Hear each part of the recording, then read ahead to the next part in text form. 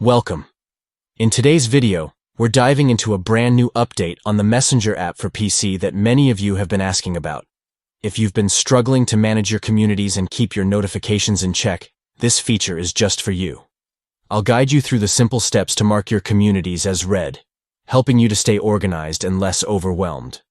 So let's get started. First, open up the Messenger app on your PC.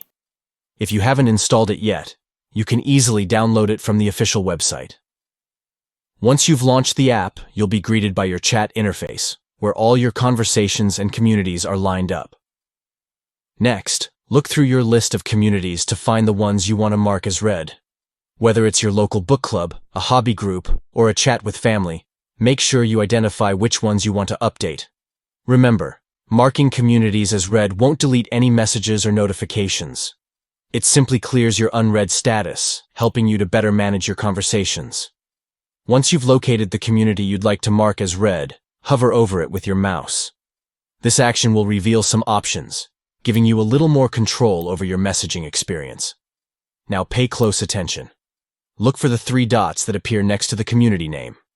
Clicking on these dots will open a drop-down menu with various options. Among these options, you'll see Mark as Read. Go ahead and click on that option.